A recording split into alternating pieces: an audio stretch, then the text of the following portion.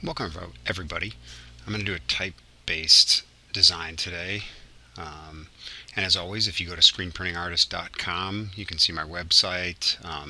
And if you wouldn't mind, if you enjoy this tutorial, go ahead and subscribe to the channel. Don't forget to ring the bell so you get all the notifications. I want to be doing a bunch more videos into the spring and summer, and possibly come out with some more courses. So I definitely would appreciate you guys subscribing. Tell your friends. And if you like this video, feel free to comment. Let me know what you think. So I'm going to go ahead and delete this. And this is going to be a typeface design. I wanted to make a kind of an urban style. So this is popular with like tattoo artists, that sort of thing. So I'm going to go ahead and use let's go use a quote here. I'm going to type everything out first.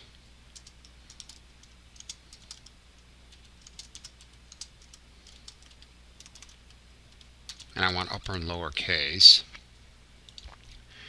And we want to do it like a tattoo font. Now I'm going to go ahead and click here, and I want to find a font. I got a font off defont.com that I kind of liked, so I'm going to use that. This is a cursive font. Now I'm going to modify the lettering a little bit because I want it to be legible yet artistic looking and a little bit more energetic. So you start with this, and it's all three lines, so it's all connected together. And then you hit the Control K key to break them apart. Now they're individual lines. Okay, and then I can hit Control K again.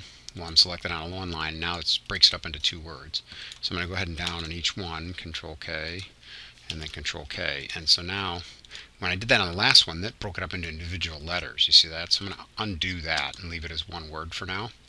And what I'm going to do is I kind of want to format for this that's a little more vertical. And I'm going to just put some energy kind of lines on it. So I'm going to make a square behind this. Now I could turn the page color black as well if I didn't have to worry about selecting it, but I'm just going to turn the page to like a gray. I like making a box behind it just because then I can quickly, I don't have to go into the page layout menu to change the page color. I can just do it like as an object. So I'm just going to shift page down, using the page down and oops, I hit the wrong page down. Shift page down in the numbers key on my laptop here. I'm going to right click, and I'm using CorelDRAW 2020 version. But you get this, so all these things that I'm doing in this tutorial will work on almost any version of Corel, all the way down to like 17 and maybe even earlier, CorelDRAW 2017. So it's not that what would you say? It's not that version dependent. So okay, so now we got different pieces here. Now what I want to do is visually, you want to look at the space in between the letters. So I'm going to go ahead and click here. In this case, I am going to hit Control K. Now I want to go to wireframe mode, and I'll show you why in a second here. So I'm going to go to Alt V W, and then that auto moves you to wireframe mode. Now you can see how each letter is actually connecting to each one here and overlapping. What I want to do is merge some of these, but not all of them. And I want to check the kerning, so I want to make sure they're connecting in the right way. And a fast way to do this, see, if you just convert them all and try to merge them all as letters, it doesn't work. You gotta convert them to shapes first. So what I'm going to do is make sure they're all broken apart. So you hit Control K. So if you had a solid letter, you would hit Control K first to break them all into individual letters, and then select all the letters you want to do this with. In this case, I'll do the whole row. And then you hit Control Q, and that converts them individually into curves. And then you can merge just the font part that you want, and you go up to this property bar and you hit the weld key, and you can see how I combined them all. And now I don't have those overlapping pieces, because if I combined them as shapes, and I can even show you what'll happen here. If I combine them as shapes now, and I just hit Control L and combine them, you see how there's still that clunkiness there? And if you look at it visually, I'll go back to enhance mode. Sometimes it gets weird here. Now Corel 2020 handles it okay, because it kind of understands what you're trying to do, and it knows there's supposed to be those are supposed to be solid, but other versions may give you an issue there and show it kind of weird, but it'll give you this weird overlap there. So in this case, and the other thing is, if you break it apart too much, the inside of your E's will fall out, or your A's if they're solid. So in this case, they're going to leave them as curves, 4 objects selected, and then you weld them. And then you don't have to worry about that because they're all merged. And it doesn't lose the centers of the E. So I'm going to do the same thing here. You can see this is a good example. See, it's a solid letter, or solid word. I hit Control K first, and then I hit Control Q. I'm going to reselect it. I deselect off of it, and then I hit Control Q. And so now it's 8 objects. Wait, let me see. Maybe I broke it apart by mistake. Here, let me go back. There we go. Convert that. And now this is, see, that's a curve. And this is a curve. So if you make a mistake, you can just merge it individually. And like I'll have to merge this and that. Control L. And now this has probably got to be merged with that. You just hold the Shift key and then this one. So if you make a mistake like that and you overdo it, you break it apart, then you can just merge them. And then here again, we're going to weld as long as it's in the right position. And we'll go ahead and do that with these other ones. In this case, since they're not touching or anything, you don't have to weld them. You can just Control Q and just convert it right to a curve. This one you'll have to Control K and then select them all, Control Q, and then you can select just the ones you want to and weld them. And this same sort of thing, Control Q, and then come down here. Same thing, it's a solid word. Hit Control K, and then they're all pieces, right? Individual. Select them all, Control Q. They're all curves now, separate curves. And then I don't want to merge the W because I'm going to change the size. So I'm just going to do these letters and I'll weld them because those are going to stay the same. And then what you can do is you can kind of start to get a little funky with this. And depending on your preference, you may want to go back to enhanced mode. In this case, I think I will, just to kind of see the spacing. You could also go for a little more contrast here. I don't want 100% contrast, so I'm not going to go white right away, but I'll go a little more light because that's what I want. I want a lighter contrast on a darker shirt. I'm going to look at this D here. So I enlarge it. Now, it's a little bit hard to read this as a D. And this is where I can get a little nitpicky, and everybody's a little different with how they feel about things like this. But I like to be able to tell what letter it is. And in this case, it's a little bit hard. It almost looks like a G because of the way the D is. So how can you fix that? Well, you just make it a little bit more specific. And what I'll do is I'll come in here and I'll get rid of some of these nodes. And then I'll just drag this part down so it looks like it's a little bit more of a definitive D. You see that? And then even just a little bit sometimes will give you a little more clarity. See how that looks like a D more? That's just personal preference. This L is pretty nice. I kind of like it, but I'm going to move it down a little more. And I almost want, maybe I'll even test merging it with the end of that D, or the end of the E, I mean. I'm just going to look at how it kind of combines together there. I don't know if I want it touching because I want them to be separate, but maybe kind of close like that. And then this one could be really tucked under there. But I want to have that energy where it's up, down, up, down, up, down. So it might be better like this, where that one's up, this one's down. I'm going to go ahead and save the file, Control-Shift-S, and I'll just throw it on here. I'll just put it in this folder right here. Let's put dance 1, and then these are already broken up.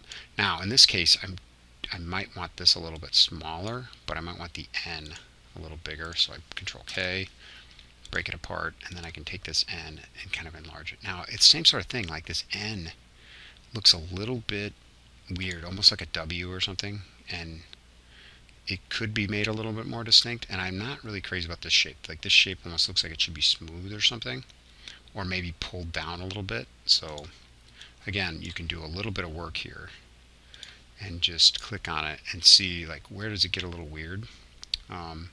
My guess is that if you took this and you just deleted like these nodes here, I can hold the Shift key. I don't want to select all of them, but I'll hold the Control key, and you can select individual ones if you want to, if you're worried about lassoing the wrong ones, and then delete it. And then grab all the nodes on the bottom of it, and then I'm going to drag it down, and you can see how that kind of makes a more definitive N there. And if you want it to turn a little more, you can go up to the property bar and you can hit the rotate the nodes. So I hit rotate, and then I can turn them a little bit out. You see that? So that it flares out a little bit, and then you can drag it this way. So that way you kind of make it just a little bit more, you know, we want the same angle on the font, and you can see that, but if it's a little bit more of a flare there, it gives a little bit more of a definitive N in my thought there, just a little bit maybe. And then the O could be down here, kind of tucked there. You could also take this front part. Let's see if we can grab it here conveniently. It doesn't look like you can, but I can hold the Shift key down, or the Control key for that matter, and just try to grab. If I double click by accident, it's going to select all the nodes. I think I can lasso and, yeah, you can lasso and click, but see, now it caught the wrong ones. Well, another way to do it is to grab a bunch of them and then just deselect the ones you don't want. So you hit Control and then click off the ones you don't want to drag. And so sometimes that's faster than doing the ones that you do want here. And I think I can, oops, I guess I can't drag them either. Okay, one more time. Go here, click these, and then deselect the ones I don't want. Let's see. Here. Just click the ones off that you don't want to move, because if you move too many, then it's going to skew the whole thing and it'll look weird. So, and then if I move these, see how it kind of drags it out a little bit, and then I can also turn them this way, and then drag it down just a little bit, and hopefully it will give me a little bit more. And see, this is backwards, so I'm going to drag it down this way, of an N look, right? And we save it, Control save, and then see how this got weird down there for some reason. So I can just zoom in there real quick and kind of fix it. I'm not even going to worry about having it perfect, but I'll just click two nodes and then make it that way. Alright, so hopefully that improved the N a little bit, so it's a little more legible. And then you can kind of move it here. And again, I want to kind of tuck it up here. And this, you could go, you need to keep it kind of close or it won't read. But then that, and then I'm going to get the is out of here. And then this, it'd be kind of nice if it was tucked up there. So let me see if that'll work. And I'd have to have it like right here. So we can kind of figure out if that'll work. So it'll be like the N is here, and the O is down a little bit, and then this would be here, and then Mike would be up a little bit. So you kind of move them around until they kind of align. And I wanted this bigger anyways, so.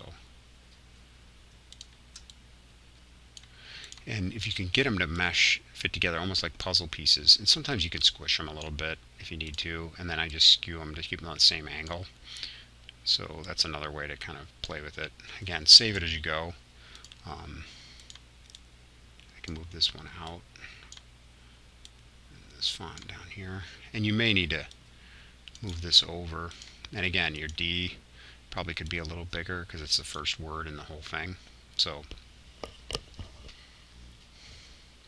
if it doesn't read right, you know, maybe this is too much of an upward move for this. You could, you know, adjust it this way. You know, if it was losing legibility, sometimes it just doesn't work out. And again, this could be compressed a little bit. And then you just have to skew it to make sure you're on the same line. You could always run some guidelines too to see if you're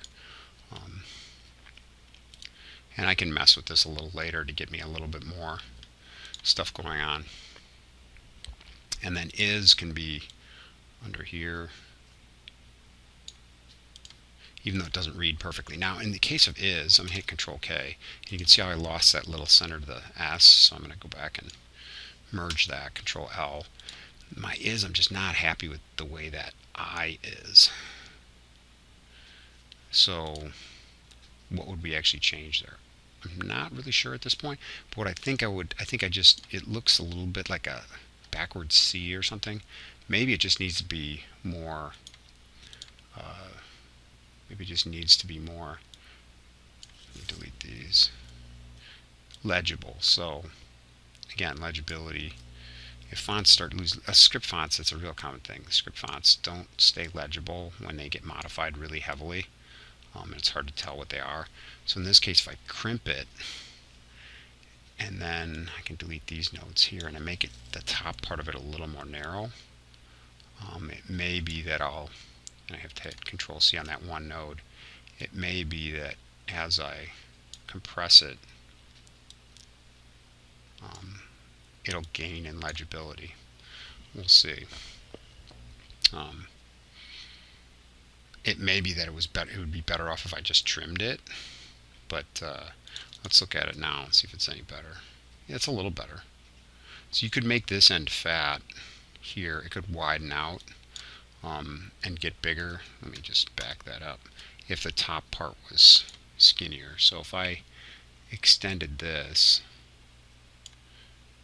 and this and kind of angled it, so if I deleted that,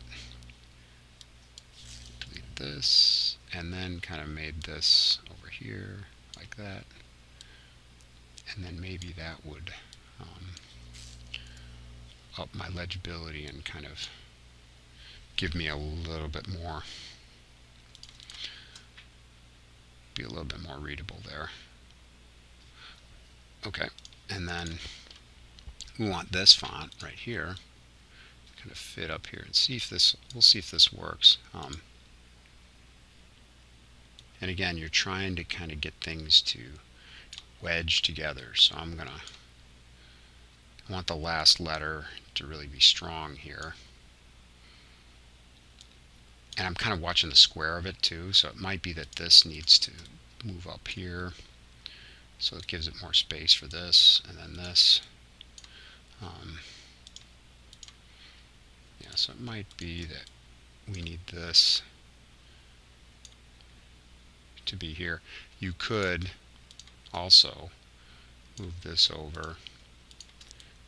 Whoops.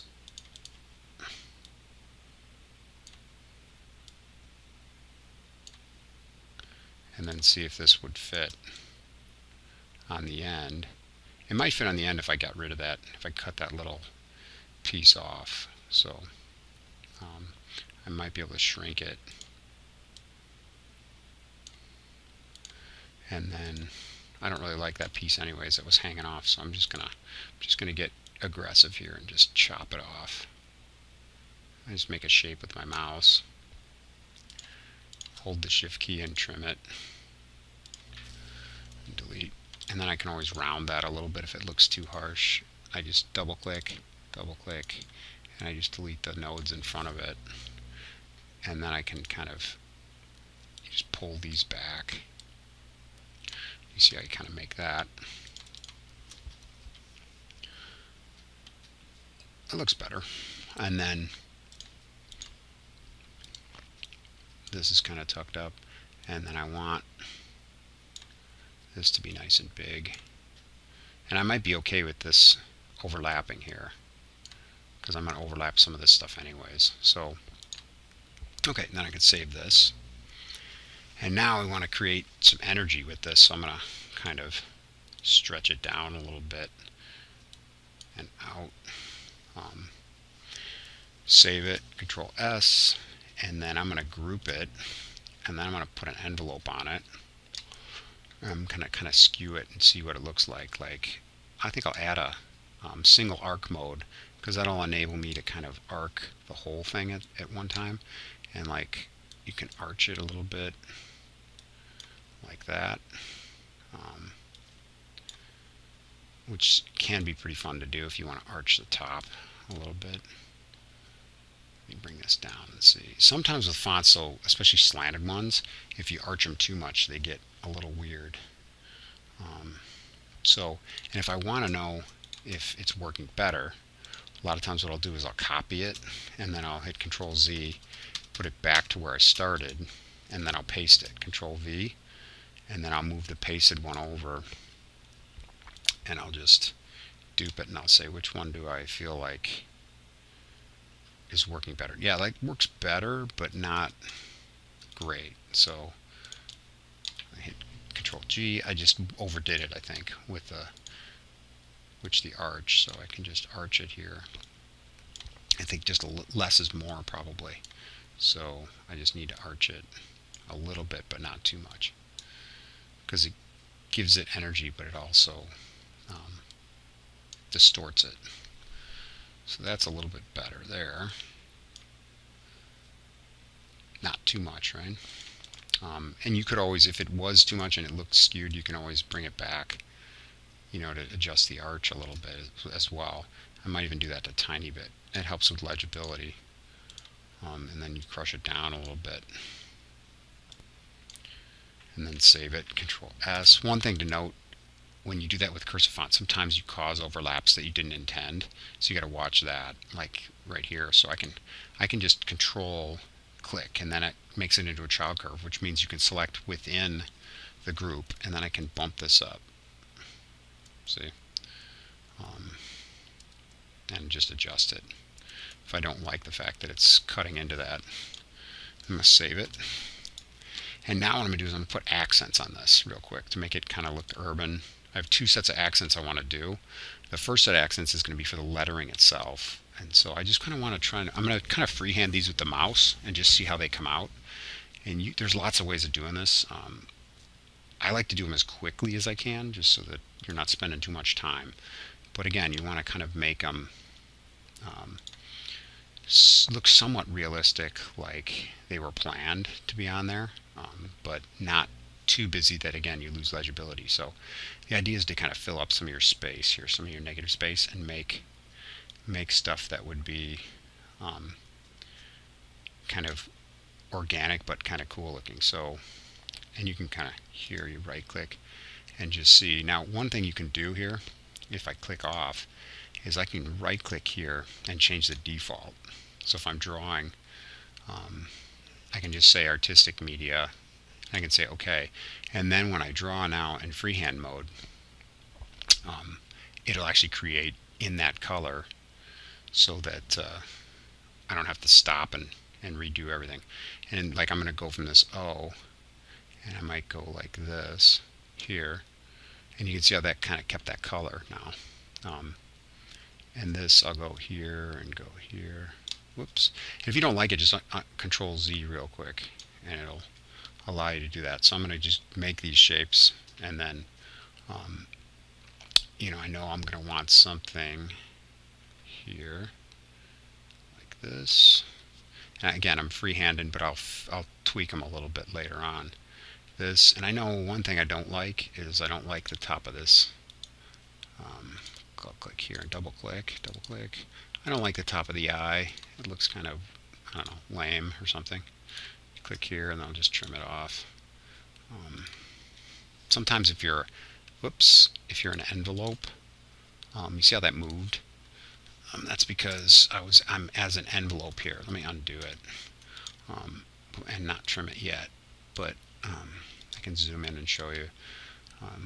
I kind of clipped it off a little bit, but when you're an envelope, so if I click this, see how there's an envelope on here? What you want to do is ungroup it, and then hit Control Q, and then regroup it if you want. And now it's a group with no envelope. So I basically kicked the envelope off. And now if I do an edit like that,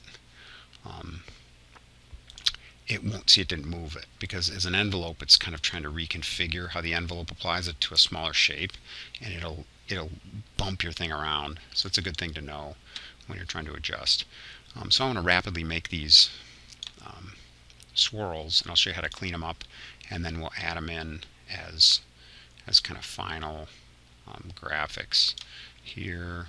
And I'll do probably a second one that overlaps here, and then this one, we can probably have one that kind of goes here. If you hit the middle mouse button, you can pan over. That's a useful little tip.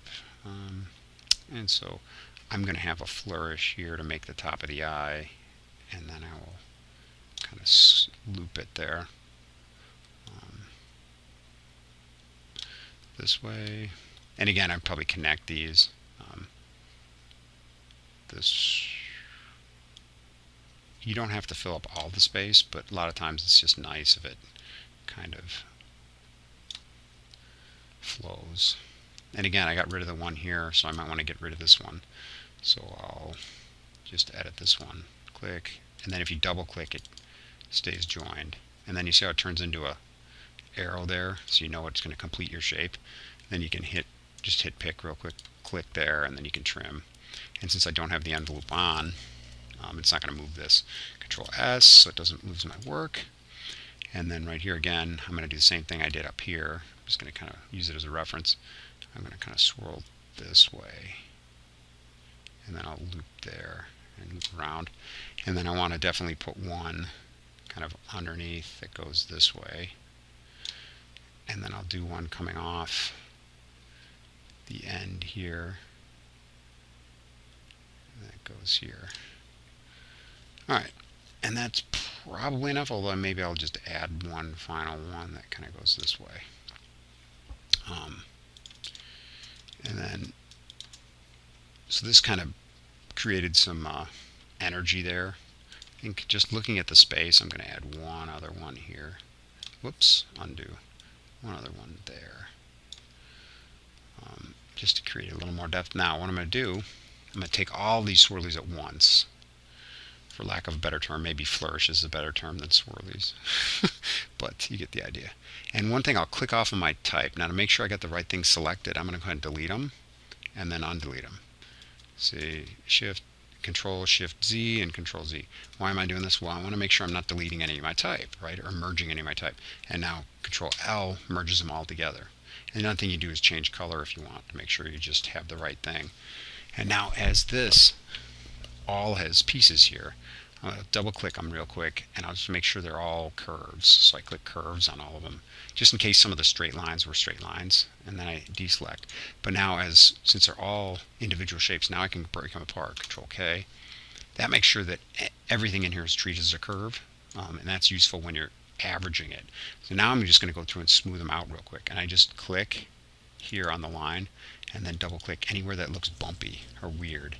I just average it. You can see how it looks. If it doesn't look smooth, I want to make it into a smooth kind of line, and I can align it up with my type at the same time. So just line it up here, and then here, anything that doesn't look symmetrical or doesn't look like where I want it, I can kind of move it around. So I like this shape, and I just try to go as fast as I can to save time here. And you can always shorten your arrows as well. Now see, this would be better as a perfect circle, but I can probably just double click here, I'm guessing, and probably delete these two. Whoops, nope, I was wrong. I need one right here. Now I can delete these two.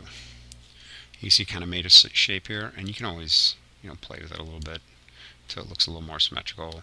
Pan over, middle mouse button, here, here, delete the bumpy one. Whoops, I hit page, gotta hit delete. You see how this is kind of like weird at the end? You can always just delete that one and then move this over and kind of arch it up so it, whoops, if you double click it deletes it automatically here. And again, if that looks bumpy, just delete it. Makes it smoothed out. Come here, same sort of thing. This shape. Sometimes I'll go every other one, and then you just delete in between. I just hold my hand on the delete key,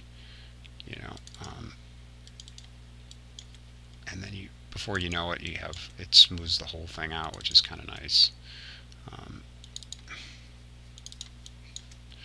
There, and then this. Sometimes you can take your curve and then add an extra node and just pull it this way and make it symmetrical, and then add a shape here and then delete.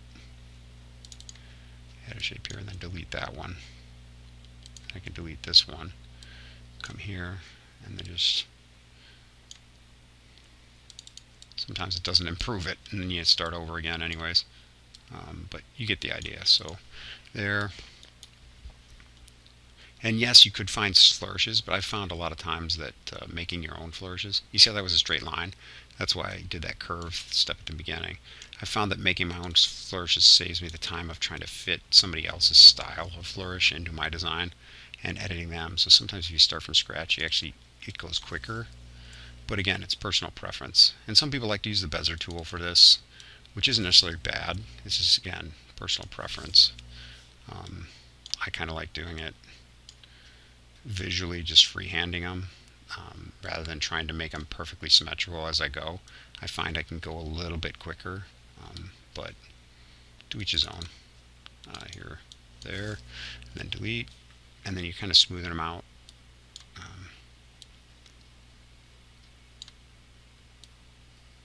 There, I might actually arch this down a little bit, and I'll just double click and double click and delete. Double click here, get rid of these. Whoops, gotta leave one. See, if you don't have enough, then it doesn't know how to average it. So you have to have enough there for it to kind of average the curve. It's not bad.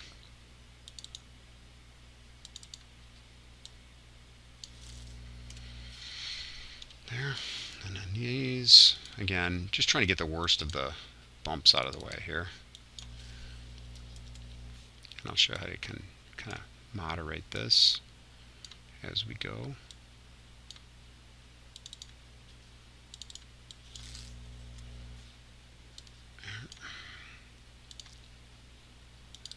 Click here, there, and delete.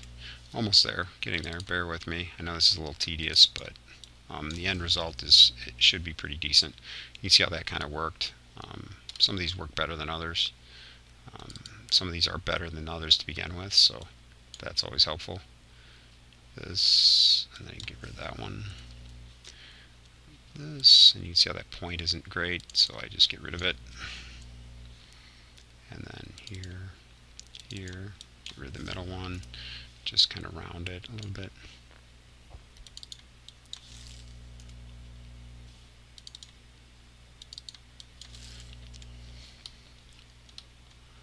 If you get any wackiness, you can always line this up too.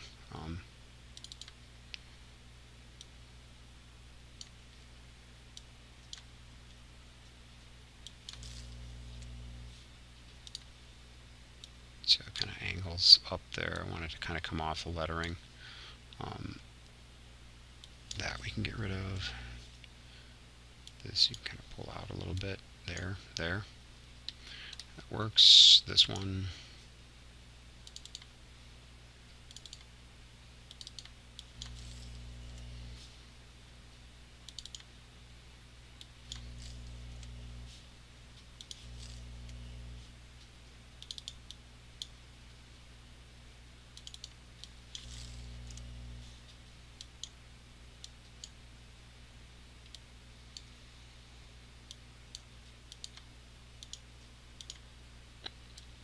Just kind of pull these nodes out. It doesn't have to be perfectly symmetrical either. I mean, it's kind of nice sometimes if it isn't, because it just gives it a little bit more energy or drama here.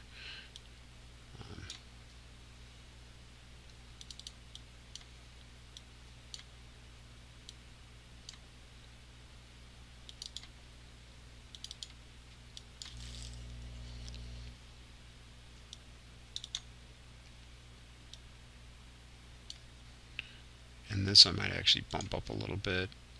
I can just move it up there. This one isn't too bad. Just one bump there at the outside that looks a little clunky, and the inside kind of here. That actually might have done it. Fixed it. Here, this one, there, and here. Sometimes with big curves you can do big moves, but see, I deleted some by accident there, so always got to be careful you don't go overboard there. That's better. This one can probably come down about, let me just add a couple nodes and then delete the ones in the middle. Again, kind of averaging things here.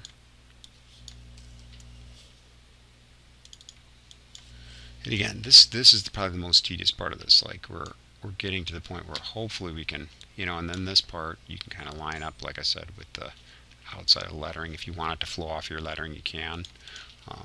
And so now I smoothed all the lines except for a couple. Like I missed these, so I want to make sure I fix those real quick.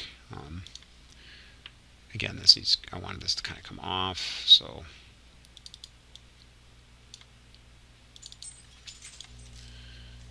delete. And if you can shorten them too by grabbing the handles. I get kind of quick, like I want to make a quick averaged adjustment, which is why I do it that way, but you can, some people like to use handles too. Depends on how much you want to invest, how much time you want to invest, right? Here's this. I might move this up just a tiny bit. Again, we want to be the eye. We wanted that to be the eye of it. So here and here, delete that. Let's just add a node here. Delete. There we go. Delete. Then I'll add one here and delete to this. That looks a little smoother. Do this, get rid of this guy, and then we'll go here, here, here. Delete, and then delete. Then kind of move this out. And then here, this, move that up, and then here.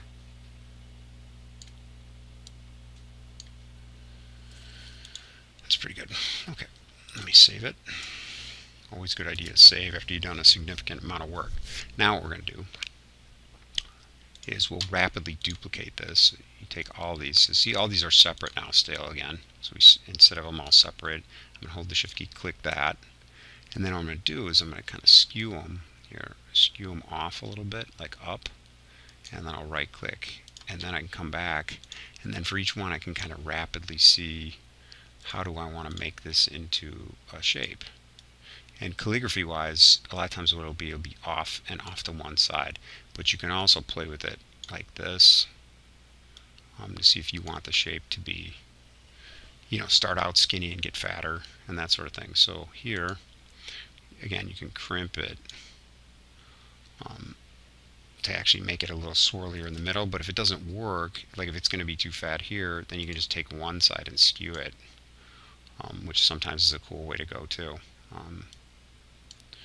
Like that. And then here, this, take one side and kind of skew it. But again, remember, we're putting one side on one part of the lettering and then one side on the other. So I'm just kind of matching it up to the end there. We can make it big at the end. This one's okay, but I might want to, again, skew it a little bit like that. So you skew one side and it makes it a little easier. You'll see how that kind of works out at the end. So I kind of just skew it. So again, it starts out skinnier. Hold the Shift key here. I'm selecting both to move them down in the middle here, just so it's a little bigger. And then this one, right, and again, skew it up a little bit if you want it one side to be bigger and the other side to be fatter. And I'm going to define something for the eye here, probably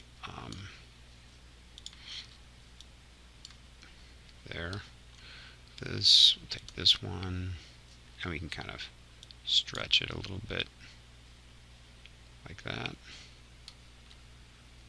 This one's not too bad, but we'll do, again, we're lining up the outside of this, and what I'll do is I'll stretch it a little bit here. Whoops, wrong one. This one. And then I'll skew it this way. And then this one. Same sort of thing, like skew this down so it gets bigger at the end.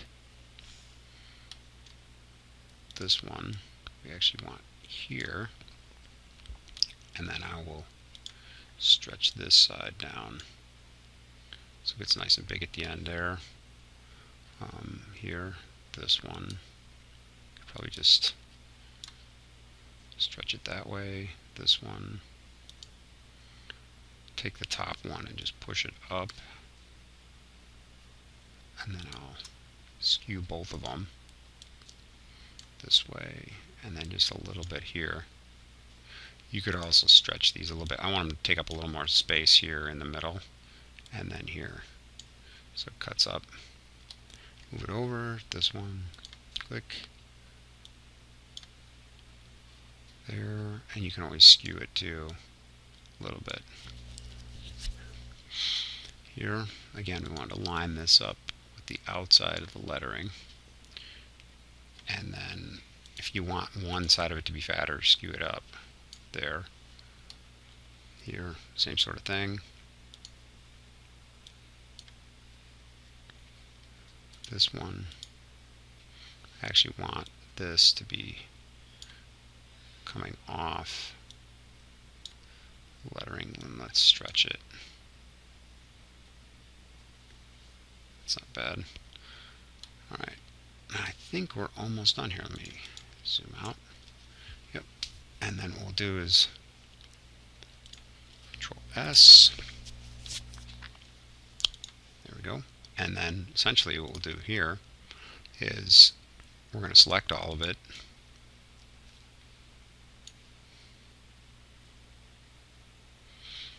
Then deselect the writing in the middle, and then we'll hit Control L, and we fill it. Now you go through with the Freehand tool, and we're just going to finalize this. Now it depends on what kind of flourishes you want to use, but I like to finalize these pretty quickly. And I better double check and make sure I just selected what I want. So you can do a couple, like I said before, you can delete them, or you can change their color. Yep, we got it. So I'm going to go here, and then really quickly I click the Freehand tool, and what I can do is I can go over the ends. See how it becomes that arrow? I just click and click. And then here, I'm looking for those dots. Click and click, and then I can use the middle mouse button to pan over. And I'm just looking to merge the ends. So I'm doing this relatively quickly. Just make sure it becomes an arrow, and you know you're in good shape. And I just go around as quick as I can and just merge them.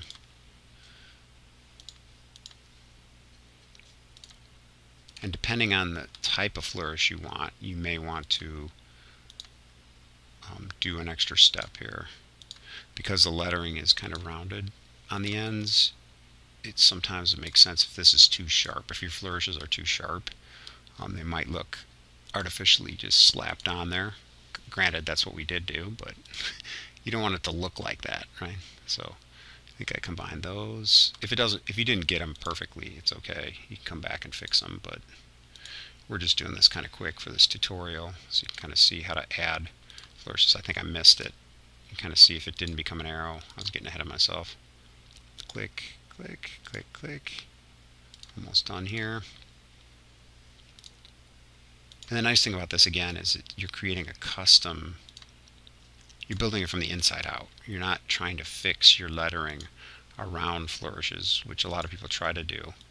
And that can be a lot harder because then you're trying to force it.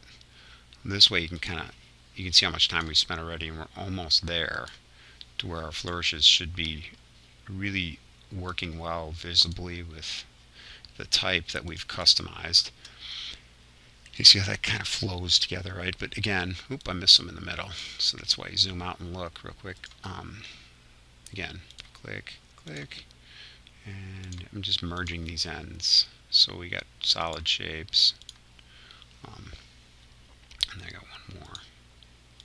And then you know if you did it, you'll see if you did it. If you go in here now, and if you think you've got all the ends, you can just go ahead and basically fill everything. If you did it, all becomes solid, so, or at least relatively so. Now granted, you can tell there's some weirdness here, but what we're going to do, I'm going to undo it, and I'm going to double click, and then I'm going to convert everything to curves. And the reason I did that is because remember I did those ends as sharp points. So then you can go in here again and just real click, double click. I like to make 3 points, and then you just delete these shapes around the end. And then you end up with a flourish that's rounded. Now I don't need it if it's merging with the type, but you basically see here, here. Sometimes you can make 2 points and then just delete them, and it'll be a nice kind of edge there. And again, if you do see any bumps at this stage that you don't like or that seem unnatural, you can always edit those as well, just by adding 2 nodes, and then deleting the ones in between, like these, and it smooths it out a little bit. I'm working with a bigger shape, which is why it slowed this down a little bit, but and then here, again, like I said, I like to make 3. That way, when you take these off, it doesn't totally mess up your... I can go here, double click here, and then one in the middle, and then you delete these two. And this should flow with the design a little better because it's not too sharp, so it doesn't look like a... and if I wouldn't have done the one at the end, then sometimes they'll get really weird and skewed. So that's why I do 3. In this case, though, we can probably do 2. And I'll just delete these 2 because I want them to just be rounded. But then you probably need one there to kind of push up. Yeah, and then here we can try it. Sometimes you can try it if it's small enough. It doesn't make sense to do one in the middle, but if you want to keep the thickness on the end and not have it look weird, it's a good idea to add that there. We can try it here. Just need... This is the fastest way I've found to do this. I mean, there's probably another way. I'm sure there's another way of doing it. Again, if you used a bezier tool to make these, and you're really good at using the bezier, it would probably be, it'd probably be done when you're done illustrating them. But it's not obvious to me that you could make them perfectly smooth, either fitting with the text. You could probably make them smooth with themselves, but it's a challenge both ways. So I've seen people do beziers and then they end up editing more after the end or having to redo them completely. So this has always worked well for me as far as a kind of a, what would you say, kind of a intermediary method versus drawing it perfect the first time from scratch. Typically you got to edit them after the fact anyways, so I'm just adding. And this step right now may seem not necessary. Depends on what you want, but I actually like to make it look more artistically fitting with the font, so that's why you can make it a little bit more fluid, if that's a word, more fluid with the look and feel of the text.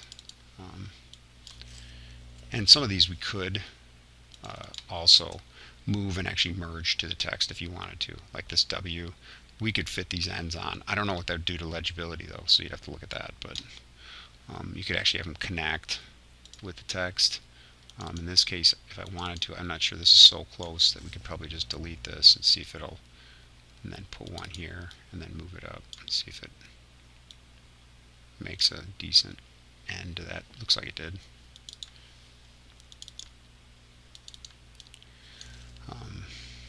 But you just want flowing energy, it's about dancing anyways, so it's a good idea to just keep the thing moving. Having lots of visual movement on it seems like it would be a good thing, so add in these two, take care of that one, save it, Control S. Got a couple up here. I think we did these already. If this isn't rounded enough, you can always get rid of these.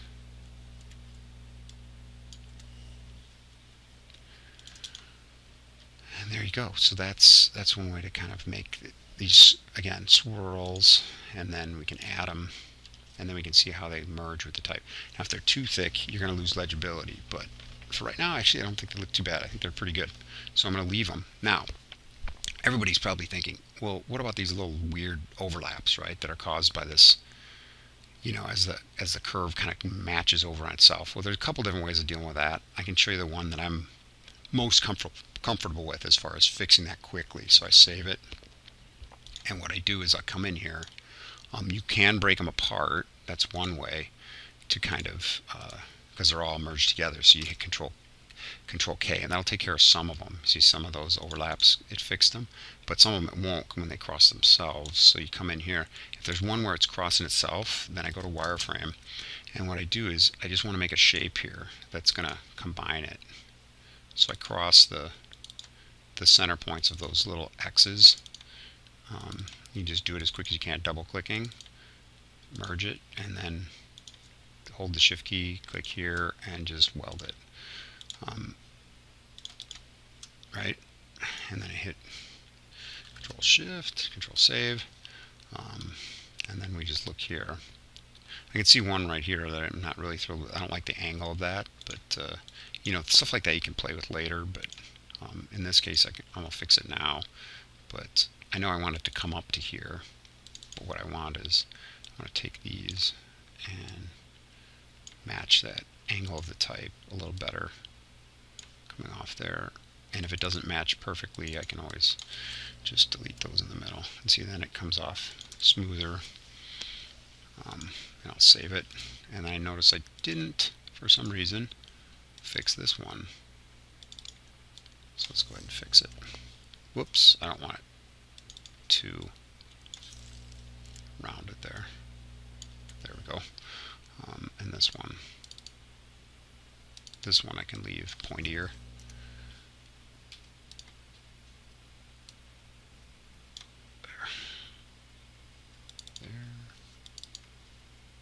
Double click. Sometimes it helps if you zoom in a little more. I'm a little farther out, but that's okay for this. I'm going to zoom out. And then Control S. And then let's go ahead and look again. Enhance mode.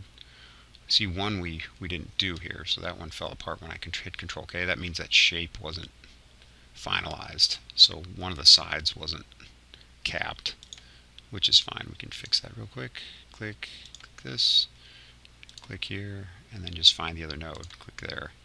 And then if it doesn't work, you can go to Wireframe and kind of see what's going on here. Whoops, cancel. Let me see what's going on. Ooh, looks like there's multiples, so let's undo what we did. It just didn't touch. So you just have to drag this until it touches, see? And then you can go back. And some people might be thinking, oh, well, these aren't great shapes either. Like, they don't really, it almost there's like a bump there where it overlaps. You could smooth that out. Now, there's a couple ways of doing that that I've done before that work pretty well. Again, you can create an additional shape if you want to merge it. You can just double click, click.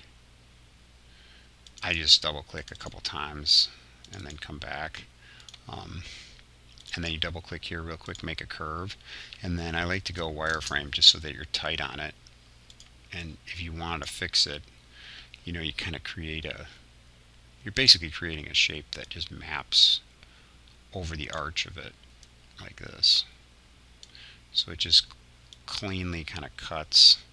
You just line your nodes up with the outside of that edge line, and then you can just grab the middle and you basically go to the arch, and then you drop it, and then you get this shape, right? That as long as you're on the outside edge, it's a pretty good shape. Now once you have the shape, what I recommend is keep that shape and duplicate it, and then you can take it and do it for other ones too. So you basically weld that, and it may create some extra nodes here and there, but you can take this shape a lot of times and just utilize it for different ones, you know, because you can come up and kind of hit it, and then you just marry these up pretty quickly to your outside line, no matter what the shape is of this, and then you just arch it so that it matches.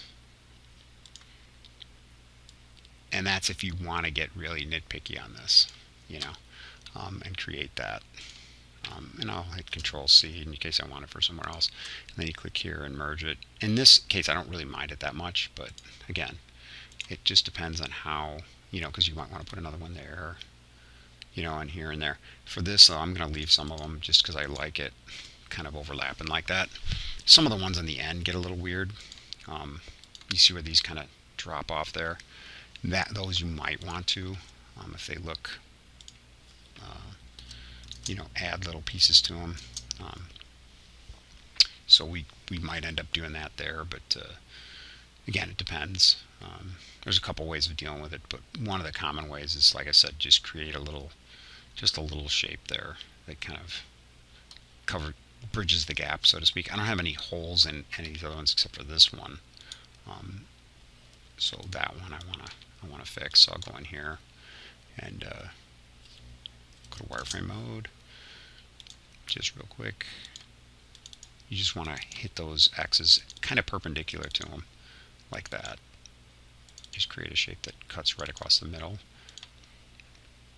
Hold the shift key, click there, and weld, and then save.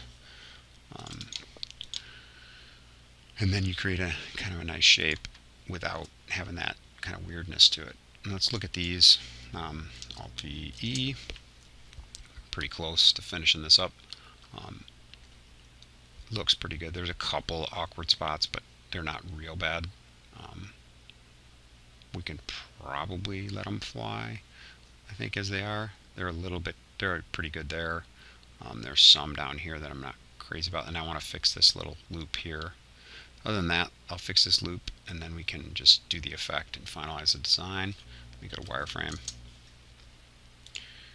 and then we can move on to a different tutorial. So a lot of times I don't like to spend a ton of time on specific effects until I see if the whole thing is going to work. It's always good to spend time on designs that you know you're getting somewhere. So if you're just testing something out,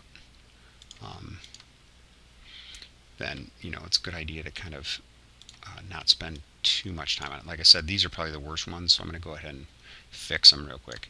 You can also, a real fast way as well, is just come up here and click for these, and I kind of double click, and then just go over the gap here, like that. And you just basically having a shape that flushes it out, so you just weld it. And if you want it to be rounded, you can always, kind of click here, delete these extra nodes, make another one, delete, and then you're kind of, it looks like it's arched a little more, or flipping around or whatever. And if you want it to be rounded, like I said, just click here, click, double click, and you just double click here, make it curved, arch it a little bit, and just call it a day. I might actually use this one again, so okay, Control C, then merge it. And if you have a bunch of extra nodes, sometimes you create them by accident because it's not perfectly aligned, especially if you do it from a distance. Just make 2 nodes and just delete them, and it'll smooth it out. Or if there's a clunky little stair step in there, sometimes it's a good idea, especially if you're going to do outlines, to clean it up, because an outline might end up having a little flare on it or something weird. Okay, so we're done with this.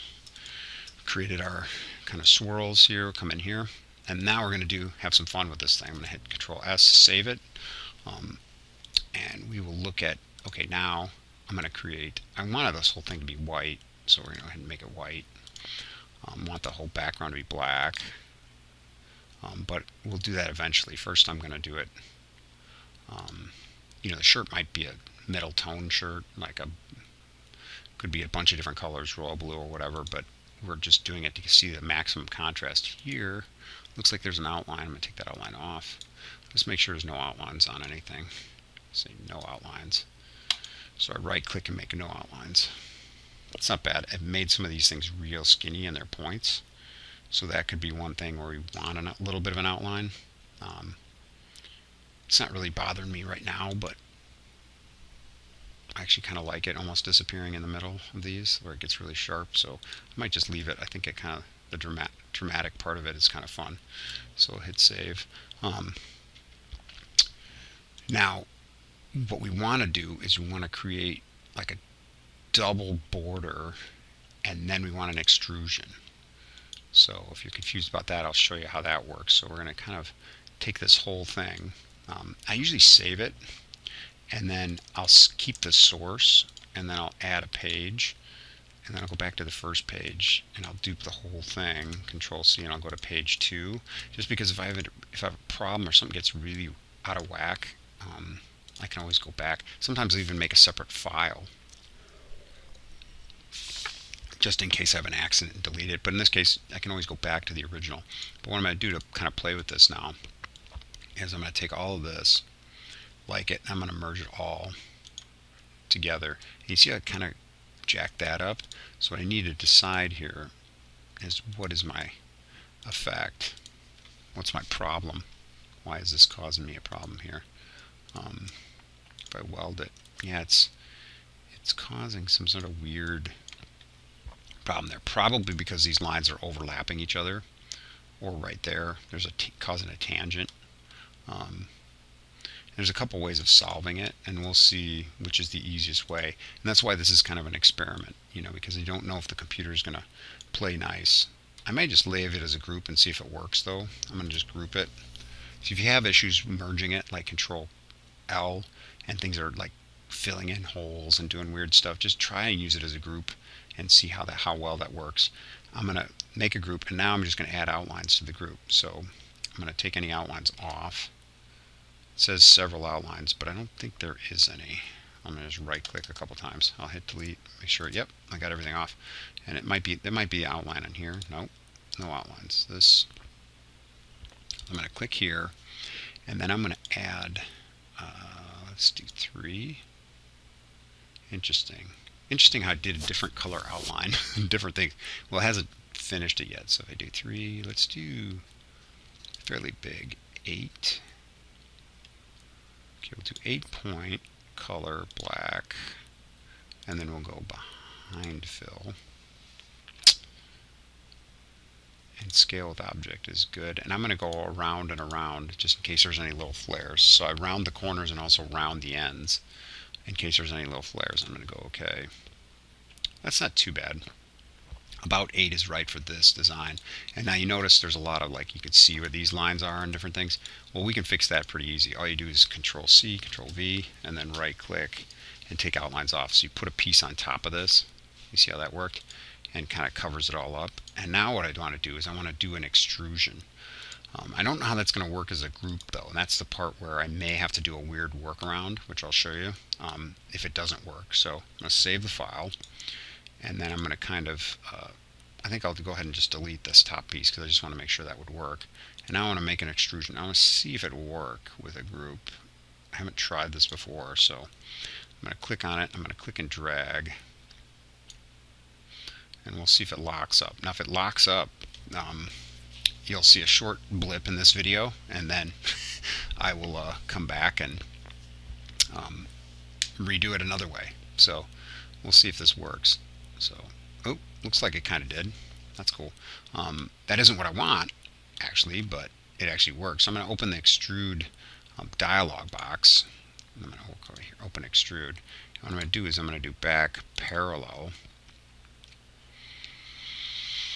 because that's what I want. And then we're going to look at this. Now I can see there's some issues with this already a little bit. So some of the areas where things overlap or there's some challenges might not be working very well. Okay, and then I change my extrude point. I'm going to bring it in to about, I want it to be about there.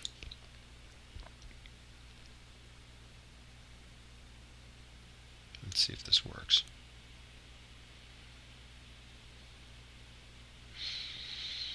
It's just pulling the extrude up. Okay, just a little, maybe just a little more, almost there.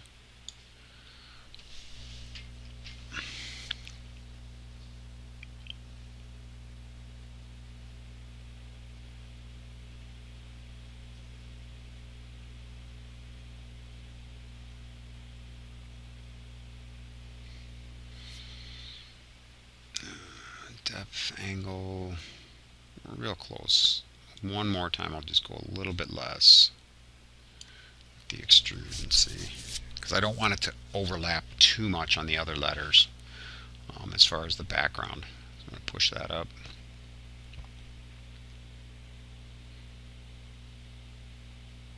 There we go. Okay, so now I got my extrusion, pan up.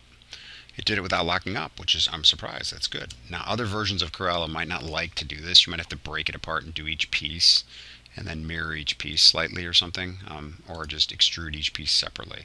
So this Corel version seemed to actually work, which is pretty impressive. doing an extrusion of a whole group of very complicated objects like this sometimes it will create not a very happy party with your design.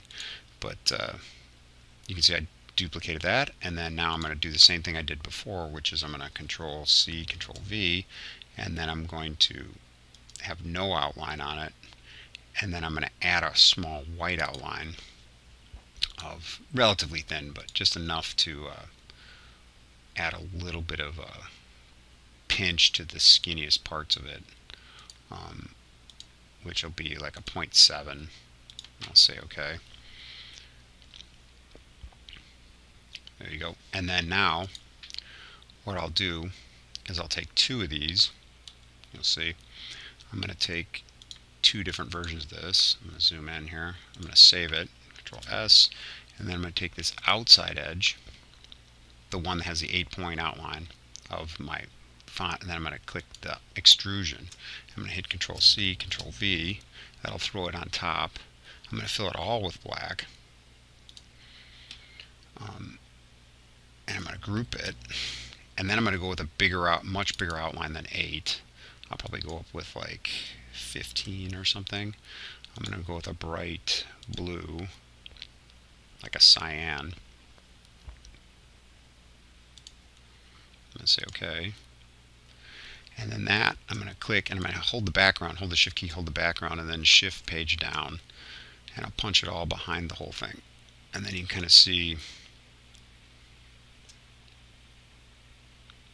how it makes like kind of a funky trap on it. And I'm going to save this, and then I can duplicate some of these pieces and actually reuse some of these pieces to create some energy. So what I'll do is just for the back, I'll take a couple of these pieces that are particularly like kind of a good symmetrical swirl, and I'll duplicate them just for the background. You can see it takes a little while for this to refresh. It's not real happy about it, but this version of CorelDRAW is pretty friendly. So I'll take this, click here, and then I'll Control C, Control V. I hold the Control key to click within a group, and then here I got it, and then I'll go click, click, and then I can kind of adjust this and add it to right here, and I can kind of fill in. And I may want to go a little bigger with this one because I want to round it out. So I may go like 2, and I'll say OK. And then I'll probably dupe it a couple of times, just use it in different spots. Again, just to create some additional like flare kind of energy going on around the outside of this. That'll fade into the background, and you can flip it. Just holding the Control key, you just hit the corners, and when you go on top of it and mirror it, it'll like I said, I like to take just one or two elements that are, and I'm just dragging it, and I'm right clicking to dupe it, and then I can just kind of take these and I flesh them out the other way and then rotate it. Like I said, this just gives a little added energy, and something that would be cool for this is if you had, maybe you did a little bit of a pearlescent glitter on here, on that border, on that blue border. If you added, when you print it on a shirt, add a little bit of a blue glitter to that. Whoops. Hold the Control key, pop it down. If you drag it too far, it starts to skew it. But and if you're going to get real fancy, like I said, you could add a couple other swirls too as well. Maybe one other one that has a little bit of a different look. Like you could grab this one, Control C, Control V, drag it over here, and then what you do is fill it with that. I don't even wait for it to refresh, and then I'll drag here and right click, just right click, drag, drop, copy outline. At least in Corel 2020 it works well to do that. And then you have this kind of going up here,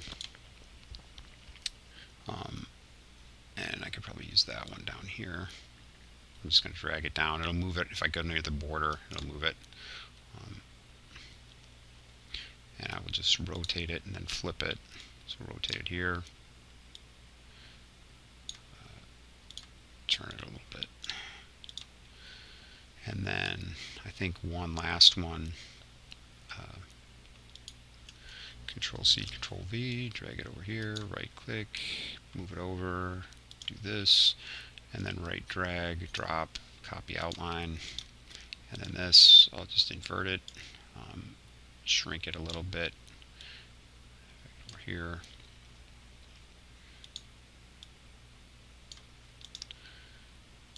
And you could, yeah, you could spend too much time on doing this, but you get the idea. It adds a little bit of flair to it, a little bit of flavor to the outside.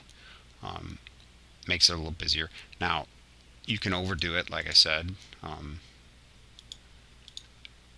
and some people might have stopped with it being like, you know, done. But again, if you go with it,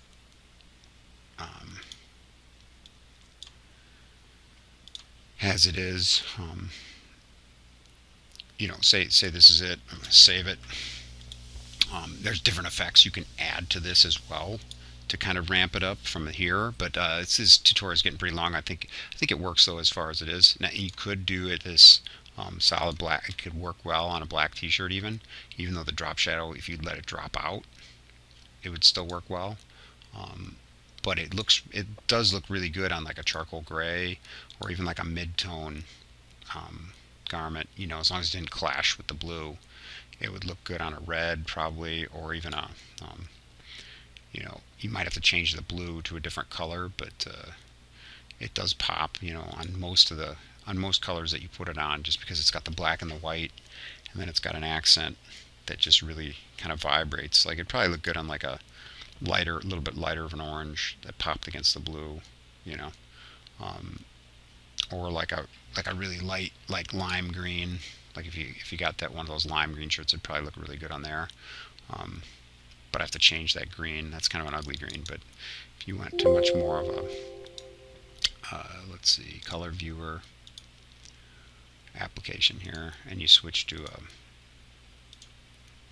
hue, maybe you go to a RGB, so you can get much more of a hot color, and then you kind of go to a real lime green T-shirt, and then you go here. Then you can really see it, you know, what it would look like on that kind of really hot looking color shirt. There's different colors you could use, but I think it, you know, even for what we were doing, I think that gray actually works really well. The charcoal, it comes off there and has that real kind of urban pop to it. So charcoal might be somewhere around here. And go ahead and save the design. And like I said, a little bit of glitter would work well on here. And you could add either distress to this, distress filter overlay. If you're going to do that, that would be one last step you could play with to give it a little grit so it doesn't look too smooth. I've shown those in other tutorials. I'll just show it just one real quick one here. And again, this takes a while to refresh because my laptop is getting a little older in years, but I'll import, let's see, import a texture, and again, I got a free texture here, and then you just bring that in, and as always, you know, you want to save your file, but I'll bring that in, and then you just, you know, sometimes you can get lucky with these. You try to get a texture that has a little bit of dark and light to it, and I go bitmap, convert to bitmap. 300 dpi is probably good. Grayscale is good. I don't have to say dithered. I can just say OK, and then I want to kind of stretch it. So effect, adjust tone curve, and then I'm going to reset that because I don't want it applying the last tone curve I did on there. But what I do want is I want to kind of lighten this a lot, take out a lot of the medium grays, and then I'll also darken it a fair amount so we can kind of see what it's doing here. It's taking a while to, yeah, so this would be too heavy of a distress, so you kind of, whoops, so let me reset it. So I'm just going to guess here and go something like this. I'm going to say okay and see if that works. If it doesn't work, I can undo it. That's not bad because I can use this section right here. I'm going to save it. I'm going to just grab a section of that here.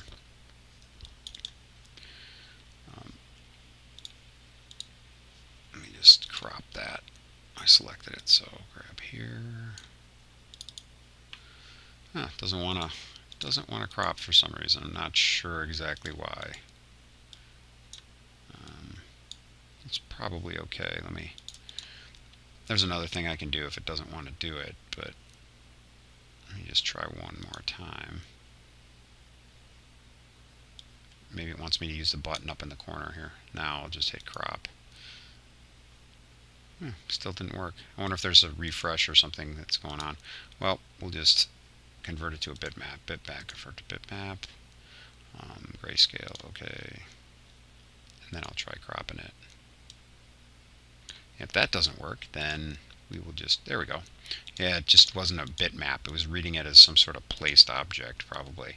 I'm going to turn it up here, and then I'm going to convert it to monochrome bitmap. So we'll bitmap, convert to bitmap, and then we'll go black and white, and I'll say okay. And then see, we've got it all black and white. And then what you can do is, depending on how it looks, drag it in here, just see if it adds quality to this or not. But depending on how it looks, you delete the fill,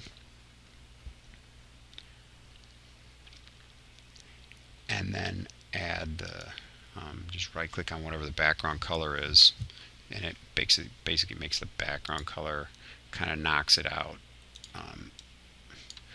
And that can be nice if you want a weathered look, right? I mean, this design like this sometimes look really good clean, and you don't need that, but this is just a way to quickly add.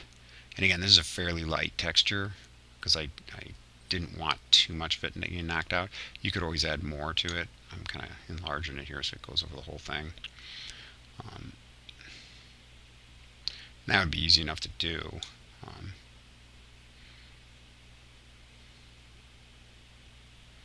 And if you wanted a lot more texture, you could just, I can flip this and right click and duplicate it.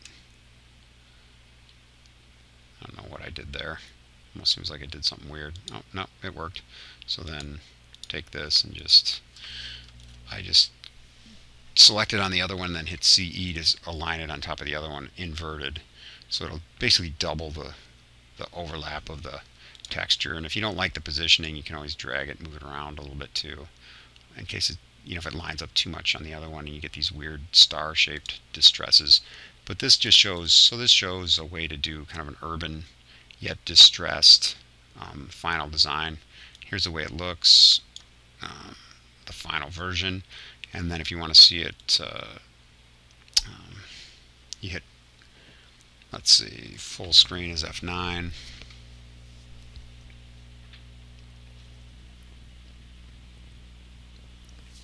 So I can view it. Let's just view full screen, preview.